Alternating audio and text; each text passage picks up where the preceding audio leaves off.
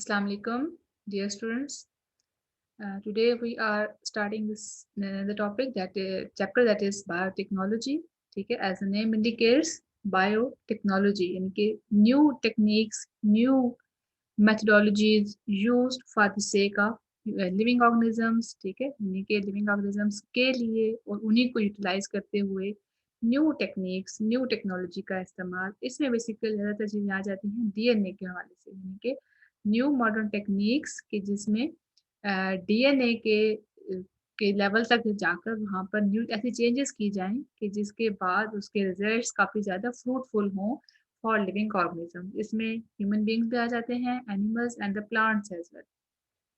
और इसमें micro organisms का यूटिलाइज भी उतना ही ज़रूरी और स्पेशल है इस तरह के दूसरे बड़े ऑर्गेनिजम्स के साथ, क्योंकि वहाँ से उनके डीएनए के लेवल को जाकर स्टडी किया जाता है और उसके मुख्तलिफ किस्म के जीन्स को लेकर वहाँ से उनको इंसर्ट किया जाता है ताकि उनके जो जीन का इफेक्ट है दैट कैन बी वो वही effect that can be encoded in bigger organism, दूसरे बड़े ऑर्गेनिजम्स में उस जीन के इफेक्ट को एक्सप्रेस करवाया जाता है। So modern techniques enable the genes to be removed from one organism and inserted into another in order to produce a desired substance। यानी कि देखिए बात होती है desired substance यानी कि प्रोटीन की, यानी कि किसी भी ऑर्गेनिज्म में कोई ऐसा जीन है that is disease, that is problematic. ठीक है, अब होता क्या है कि उस जीन को रिप्लेस करने के लिए उसको किसी दूसरे ऑर्गेनिज्म से यानी कि सब मोस्टली बैक्टीरिया वगैरह से वहां से उसी जीन को लिया जाता है,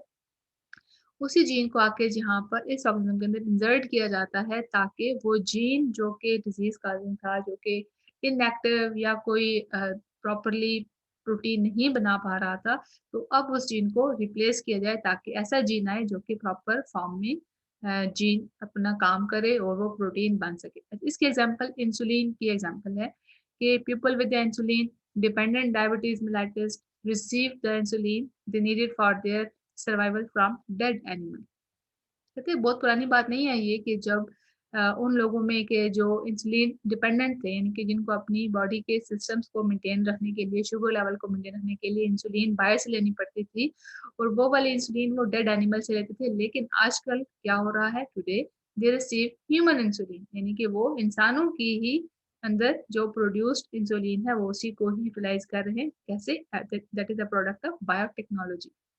अब ये कैसे बनाई गई है, इसको उसी तरीके से ह्यूमन जीन लेकर उसको उसी पेशेंट के अंदर उसको इंसर्ट किया जाता है और उस जीन को का काम नॉर्मली लिया जाता है कि जैसे कि वो एक नॉर्मल इंसान के अंदर उसका काम होता है।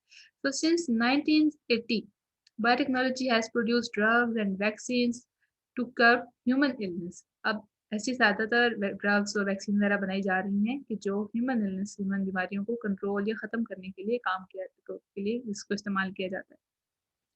सो जेनेटिकली सबसे पहले ये काम कहाँ से स्टार्ट हुआ, इनको बैक्टीरिया वगैरह को इंजीनियर। अब देखिए इंजीनियर का वर्ड ये कहाँ हम क्यों यूज़ कर रहे हैं, यानी कि वो तमाम ऑर्गेनिजम्स जिनका डीएनए उसको रिकम्बिनेंट बनाया गया। देखिए रिकम्बिनेशन, रिकम्बिनेंट का वर्ड निकला है रिकम्बिनेशन से, यानी कि इसमें रिकम्बाइन यानी कि दो चीज़ें मिक्स की गई हैं। सो रिकम्बिनेंट का दूसरा नेम इंजीनियर, यानी कि इसको आपने चेंज किया है, जिसको आपने इन्हांस करने के लिए उसमें आपने खुद से कोई तब्दीली लाई है।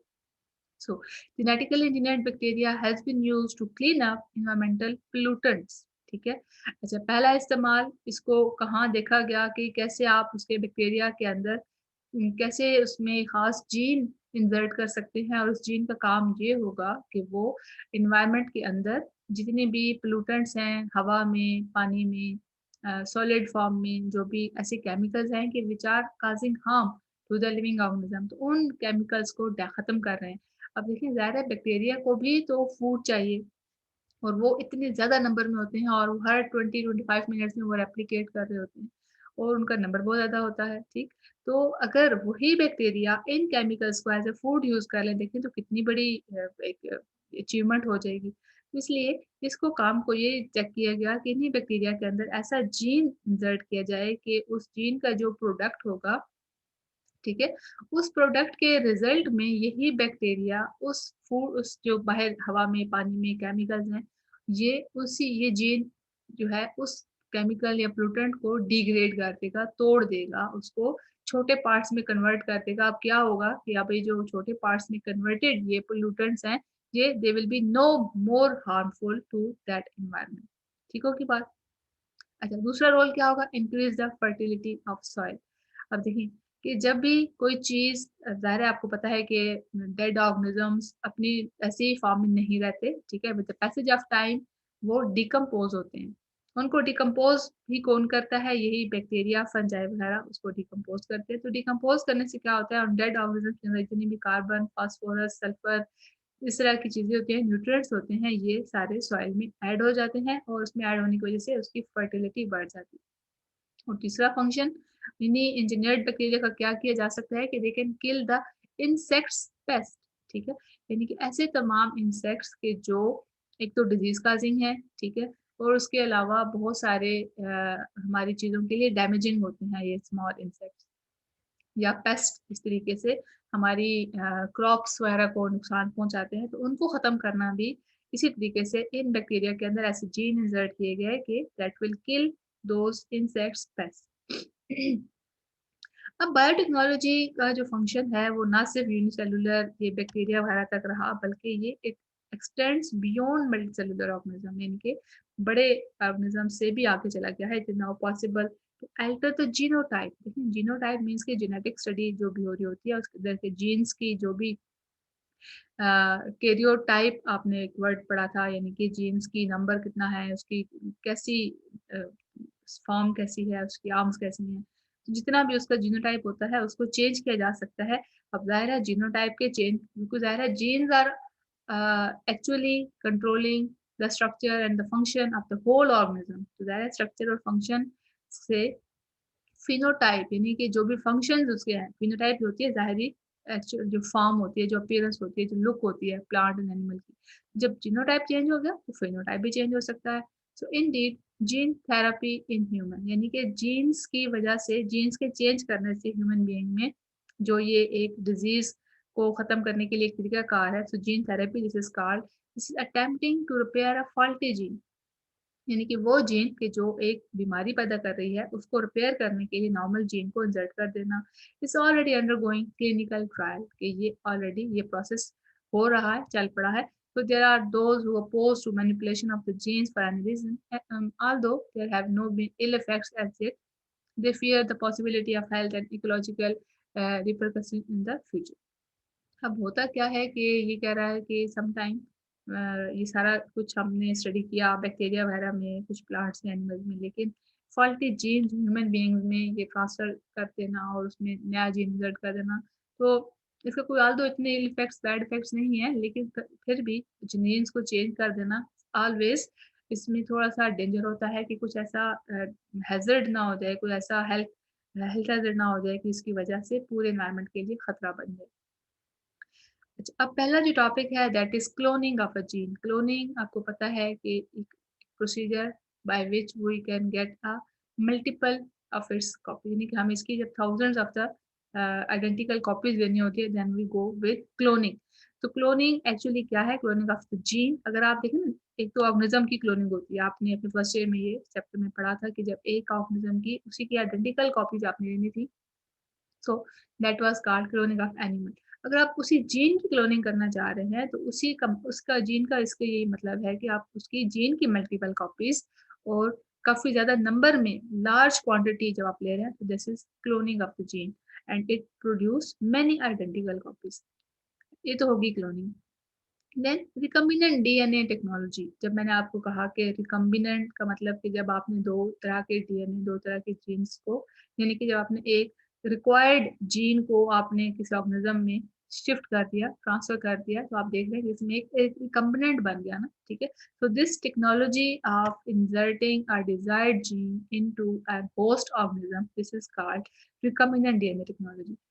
देखिए इसी की हेल्प से, या इसको हम तब यूज करते हैं कि when a large quantity of the gene is required, कि जब आपको एक जीन की मल्टीपल कॉपीज चाहिए होती हैं, तो आप क्या करते हैं?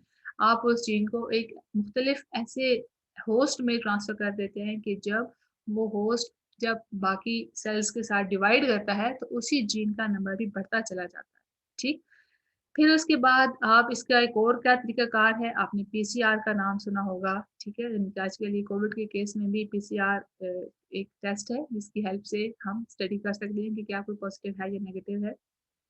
तो पीसीआर में भी यही होता है कि इसके जैसे it's name indicate polymerase chain reaction. Polymerase ये एंजाइम का नाम है विच इंक्रीज इट्स नंबर, यानी कि जो इसका पॉलीमर बनाता है, and it's a chain reaction, यानी कि प्रोसेस चलता जाता है चलता जाता है। So it creates a lesser number of the copies within a laboratory test tube. कि इस टेक्निक से भी हम काफ़ी ज़्यादा तादाद में, यानी कि ये भी एक प्रोसीजर है कि जो हमें लार्जर नंबर ऑफ कॉपीज़ बना देता है एक जीन की, फिर उसके बाद हम उसको आइडेंटिफाई कर सकते होते हैं।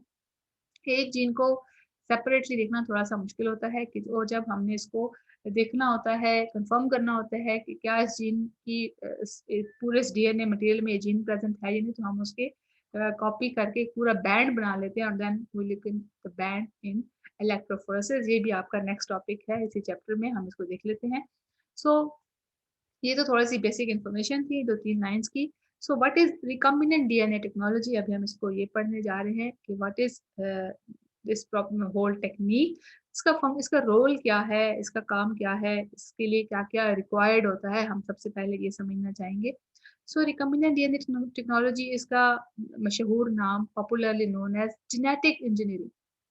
बड़ा इंटरेस्टिंग काम, बड़ा आज से कुछ सालों पहले जब इस पे न्यू टाइम था, इस पे काम स्टार्ट हुआ, so it was very interesting और एक हॉट टॉपिक था। इसके ऊपर रिसर्च काफ़ी ज़्यादा की गई और अभी भी जारी है। So it is known as genetic engineering, यानी कि जेनेटिक के लेवल पर ऐसे चेंज लाया जाए कि जिसके काफ़ी पॉजिटिव फ्रूटफुल रिजल्ट्स हों। तो क्या एम क्या है इस पूरी टेक्नोलॉजी का? It aims at synthesising recombinant DNA, के ऐसा डीएनए सिंथेसाइज किया जाए कि जिसमें मुख्तलिफ किस्म के जीन्स को कंबाइन करके इकट्ठा किया जाए। देख लें, देखिए ये तो एक उसका ओवरऑल एक एम है, लेकिन एक्चुअली हम करते क्या हैं कि होस्ट में उसका फॉल्टी जीन रिमूव करके उसमें जो भी उसका अपना जीन था, फॉल्ट यानी कि नॉर्मल जीन था, उसको वहाँ पर लगाया जाए, देन उसका फंक्शन पे चेक किया जाए तो क्या फंक्शन होगा, ये तो उसका प्रॉपर काम है। लेकिन सम टाइम एक्सपेरिमेंटल बेस पर भी बहुत सारे जीन्स को इकट्ठा किया जाता है और देन उसको चेक किया जाता है कि इसका अब क्या इफेक्ट होगा। सो इसमें होता क्या है, which contains the DNA from two different sources, यानी कि प्लांट के अंदर आप वायरस का डीएनए, देखिए वायरस तो डैमेजिंग ही करेगा, ज़ाहिर है वायरस का तो यही काम होता है। आप किसी एक बैक्टीरिया का या किसी और प्लांट का जीन उसमें शिफ्ट कर सकते हैं, ठीक है। तो इस तरीके से 2-3 मुख्तलिफ किस्म के जीन्स को शिफ्ट किया जाता है, यानी कि कोई ऐसी वैरायटी कि जिसमें फ्रूट प्रोडक्शन ज़्यादा है, ठीक है? और उसको किसी उसी जीन को दूसरे एक प्लांट में शिफ्ट कर दिया जाए, तो क्या होगा कि अब आपने उसके जो फ्रूट प्रोड्यूसिंग प्रॉपर्टी है, आपने उस दूसरे प्लांट, इसका फ्रूट तो अच्छा है लेकिन उसकी स्पीड कम है।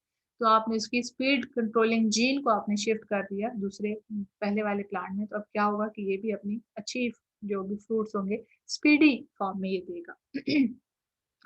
तो ये तो हो गया recombinant DNA which contain DNA from two different sources.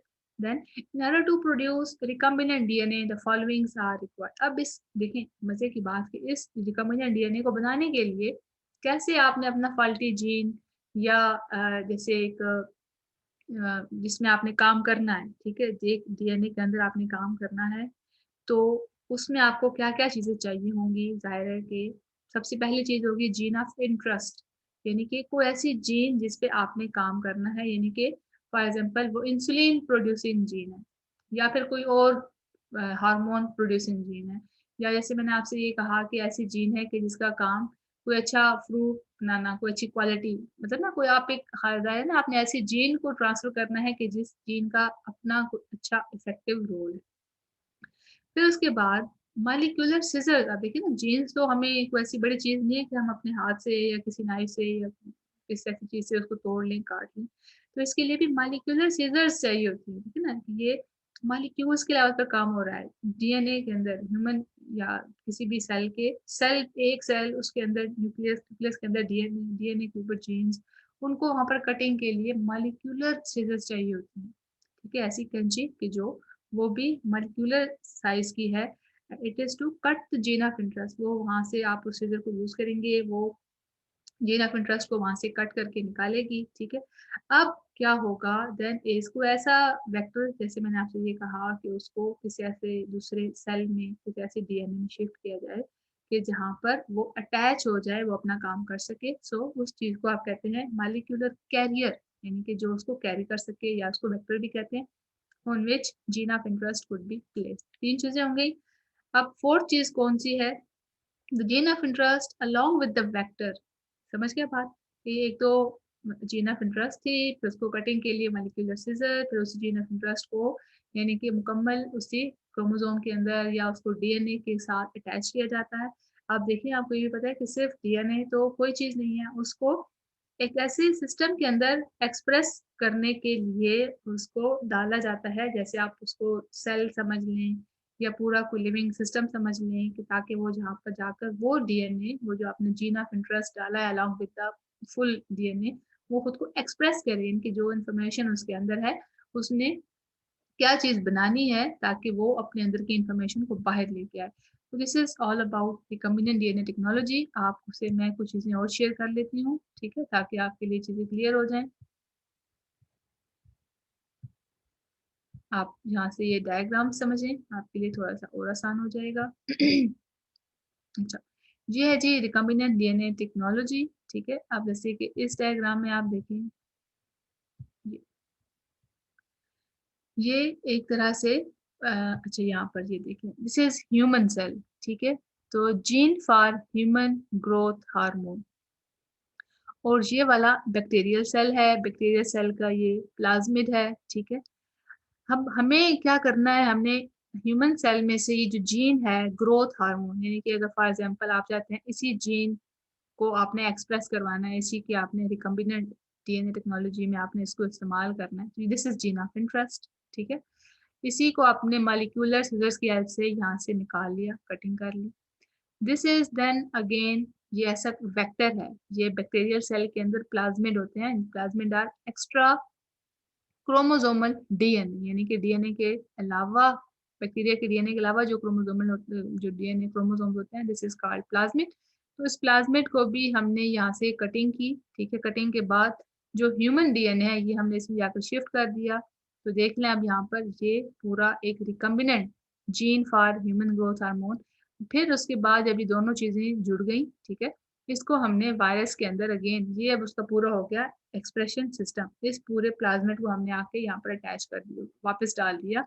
अब जैसे ही ये आएगा इसके अंदर, तो यहाँ अपना ये इफेक्ट भी शो करेगा, और फिर जब ये बैक्टीरिया डिवाइड करेगा, तो ये इसी के साथ ही डिवाइड होता चला जाएगा, तो इसकी एक से ज्यादा कॉपीज बन जाएंगी। तो this is all about recombinant DNA technology, ठीक है। ये रिस्ट्रिक्शन एंजाइम, ये हम इंशाल्लाह कल टॉपिक पढ़ेंगे क्या होता है। मैं आपको अगेन एक्सप्लेन करना चाहती हूँ कि हाउ रिकम्बिनेंट डीएनए टेक्नोलॉजी में हमने पढ़ा कैसे की, आप अगेन इसमें एग्जांपल में ये है एग्रोबैक्टीरियम, एक और बैक्टीरियम की एग्जांपल है, ठीक है। इसमें से प्लाज्मिड रिमूव किया, बाहर निकाला, प्लाज्मिड में DNA containing the gene of interest, ये अब एक जीन ऑफ इंटरेस्ट है, इसका कोई भी रोल हो सकता है, फॉर एग्जांपल इंसुलिन प्रोडक्शन या कोई और ऐसा हार्मोन प्रोडक्शन, ठीक है। तो इसके रीजन में यहाँ से इसका ये एरिया रिमूव कट किया, और इसी में ही ये वाला देखिए, आपको ये ब्लू वाली चीज नजर आ रही है, तो इसमें ये एरिया यहाँ पर इंडल्ज किया गया, यहाँ पर इनकॉर्पोरेट किया गया। करने के साथ ही इसको inserted T-DNA carrying new gene, इस तरीके से इसको यहाँ पर दूसरे ऐसे उसी प्लांट में, ठीक है, ये आपको एम्ब्रियो या सीड नजर आ रहा है, इसको इस सीड के अंदर डाल दिया गया। इसी सीड को जब हमने ग्रो किया, तो ये प्लांट विद न्यू ट्रेड, ठीक होगी बात। यानी कि ये एक ऐसी जीन थी कि जिसका फंक्शन ये था कि ये फ्रूट का जो नंबर है, ये या फ्रूट की क्वालिटी बहुत अच्छी है, इस जीन को हमने बैक्टीरिया के प्लाज्मिड में डालकर इसी पूरे प्लाज्मिड को, रिकम्बिनेंट प्लाज्मिड को हमने प्लांट के सीड के अंदर शिफ्ट कर दिया। तो जैसे ही ये सीड ग्रो करेगा, इससे जो प्लांट बनेगा, it would contain the new trade, ठीक है। ये बात समझ आ गई। इसी तरीके से ये अगेन, इसी तरीके से ये एग्जांपल्स हैं सारी। तो this is how recombinant DNA technology helps in expression of desired gene trait. So this was all about recombinant DNA. So tomorrow inshallah we will start next topic. Allah Hafiz.